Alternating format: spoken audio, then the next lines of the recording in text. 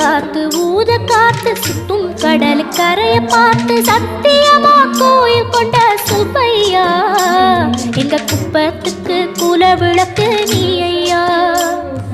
வாட காத்து வீச பார்த்து அலையை எதிர்த்து வலைய போட்டு மீன் பிடிக்கும் தொழில் நடக்குது முத்தையா.